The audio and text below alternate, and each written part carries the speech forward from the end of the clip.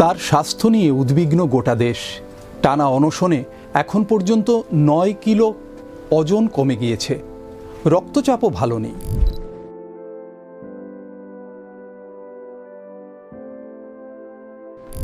দিল্লির যন্তর মন্তরে অনশনের আজ 20 দিন অতিক্রান্ত। এই অবস্থায়ও কি আন্দোলন চালিয়ে যাবেন তিনি? শিক্ষাবিদ তথা পরিবেশকর্মী সোনম ওয়াংচুককে নিয়েই আমাদের আজকের স্টোরি অফ দ্য ডে। সঙ্গে রয়েছে আমি দেবাশিস পুরকায়স্থ।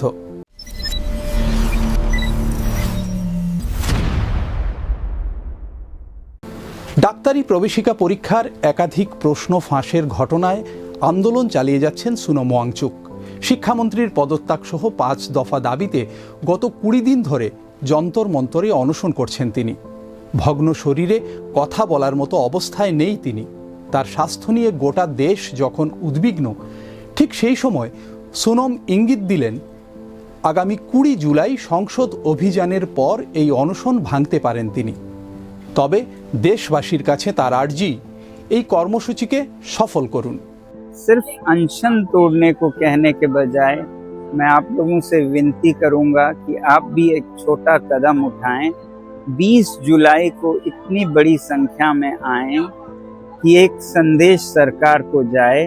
और मैं तो कहूंगा उस दिन सारे स्कूलों, कॉलेजों, विश्वविद्यालयों से कि वो उसे एक्सपीरियंशियल एजुकेशन का दिन मनाएं, NEP के अंतर्गत, न्यू पॉलिसी ऑन एजुकेशन के अंतर्गत, क्योंकि उस दिन बच्चे अभ्यास कर पाएंगे पॉलिटिकल साइंस का एक अनोखा लेसन जो कि इतिहास का हिस्सा होगा, जिसमें वो खुद शिरकत हो पाएंगे और सीख पाएंगे कैसे लोकतंत्र चलता है जनता की ओर से भी।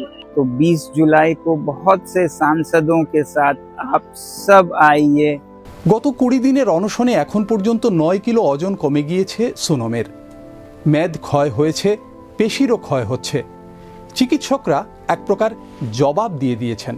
সরকারি চিকিৎসকরা শুক্রবার সকালে স্বাস্থ্য পরীক্ষার পর জানিয়ে দিয়েছেন যে কোনো সময় অর্গান ফেইলিওর হতে পারে, অর্থাৎ একাধিক অঙ্গ কাজ করা বন্ধ করে দিতে পারে।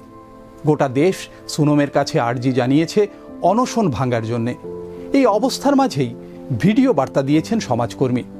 তিনি বলেন, আমার শরীর দুর্বল ঠিকই, তবে এতটাও নয় যে 3-4 দিনে মারা যাব।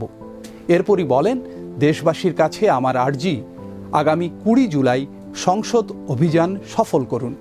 যদি এই অভিযান সফল হয় তবেই আমি এই অনশন ভাঙতে পারবো। मेरी हालत कुछ ऐसी भी नहीं है कि मैं 2-4 दिन में मर जाऊं। बहुत सारे मेडिकल टेस्ट होते रहे हैं, रिजल्ट्स काफ़ी नॉर्मल है 18 दिन के अनशन के लिए। आज ECG भी हुआ, बुरा नहीं है। तो इसलिए मैं अभी कई दिन चल सकता हूं। हाँ, कमज़ोरी है, मेरे मसल्स ख़त्म हो रहे हैं, मगर मेरा दिल और कोर अभी भी ठीक चल रहा है। এর সঙ্গেই একটি ফোন নম্বর শেয়ার করেছেন সোনম। যে বা যারা এই কর্মসূচিতে যোগ দিতে আসছেন তাদের 7011670115 নম্বরে মিসড কল দিতে বলেছেন। পাশাপাশি ককরোচ পার্টির ওয়েবসাইটে নিজের নাম নথিভুক্ত করার কথাও বলেছেন তিনি। সোনম আরও বলেন, যেভাবেই হোক বিপুল সংখ্যায় আসুন, আপনাদের মায়েদের সঙ্গে আনুন, কারণ সন্তানের প্রতি মায়ের ভালোবাসা অতুলনীয়। আমি চাই মায়েরা এই মিছিলের নেতৃত্ব দিক, তারাই আমাদের সংসদে নিয়ে যাক। আচ্ছা, কে এই সোনম ওয়াংচুক? তার পরিচয় বা কি? আজ লাদাখের অধিকারের আন্দোলনের কথা উঠলেই সবার আগে যে নামটি মনে আসে তিনি সোনম ওয়াংচুক। শিক্ষা সংস্কারক, পরিবেশবিদ এবং লাদাখের সাংবিধানিক অধিকার রক্ষার আন্দোলনের অন্যতম মুখ হিসেবে তিনি আজ দেশ জুড়ে পরিচিত। কিন্তু খুব কম মানুষই জানেন এই আন্দোলনের বীজ রোপণ হয়েছিল আরও কয়েক দশক আগে। আর সেই আন্দোলনের অন্যতম প্রধান নেতা ছিলেন তারই বাবা সোনম ওয়াংআল। লাদাখের মানুষের সাংবিধানিক অধিকার, পরিচয় এবং মর্যাদা প্রতিষ্ঠার দাবিতে তিনি একাধিকবার অনশন করেছিলেন। তার সেই সংগ্রামই পরবর্তীকালে লাদাখের মানুষকে তফসিলি জনজাতি মর্যাদা পাওয়ার পথে বড় ভিত্তি তৈরি করে। স্বাধীনতার পর কেন এসটি মর্যাদার দাবি? ভারতের বিভিন্ন পাহাড়ি ও আদিবাসী অধ্যুষিত অঞ্চলের মানুষ তফসিলি জনজাতি হিসেবে স্বীকৃতি পান, কিন্তু ভৌগোলিকভাবে বিচ্ছিন্ন, দুর্গম এবং সাংস্কৃতিকভাবে স্বতন্ত্র লাদাখ সেই তালিকার বাইরে থেকে যায়। লাদাখের মানুষের যুক্তি ছিল, তাদের জীবনযাত্রা, ভাষা, সংস্কৃতি, কঠিন জলবায়ু এবং উন্নয়নের সীমাবদ্ধতা সব দিক থেকেই তারা এসটি মর্যাদা পাওয়ার যোগ্য। এই স্বীকৃতি না থাকলে শিক্ষা, সরকারি চাকরি, রাজনৈতিক প্রতিনিধিত্ব এবং সাংবিধানিক সুরক্ষার ক্ষেত্রে তারা পিছিয়ে পড়বেন। এই দাবি ধীরে ধীরে জন আন্দোলনের রূপ নিতে শুরু করে। গাইনোকোলজি ডাক্তার দেখানো নিয়ে চিন্তায় রয়েছেন? কোনো চিন্তা নেই, সোজা চলে আসুন শিলচর তারাপুর শিববাড়ি রোডের শ্রীমা মেডিকোজে। এখানে রোগী দেখছেন শহরের দুই নামী স্ত্রীরোগ বিশেষজ্ঞ ডাক্তার পিয়ালি নাথ ও ডাক্তার যশোধরা রায়। দুজনেই এমবিবিএস, এছাড়া অবস্টেট্রিক্স ও গাইনোকোলজিতে এমএস। এর মধ্যে ডাক্তার পিয়ালি নাথ রোগী দেখছেন প্রতি বুধ ও শুক্রবার বিকেল 4টে থেকে, প্রতি মঙ্গল ও বৃহস্পতিবার বিকেল 5টা থেকে রোগী দেখছেন ডাক্তার যশোধরা রায়। ডাক্তার দেখাতে যোগাযোগ করুন 03842268311, 9435070359 এবং 8638814614 নম্বরে। কে ছিলেন সুনম ওয়াংআল? সুনম ওয়াংআল ছিলেন লাদাখের একজন অভিজ্ঞ রাজনীতিবিদ এবং জনপ্রিয় গণনেতা। তিনি 1957 থেকে 1966 সাল পর্যন্ত জম্মু ও কাশ্মীর বিধান পরিষদের সদস্য ছিলেন। পরে 1967 এবং 1972 সালে বিধানসভায় নির্বাচিত হন। 1975 সালে তিনি জম্মু ও কাশ্মীর সরকারের মন্ত্রীও হন।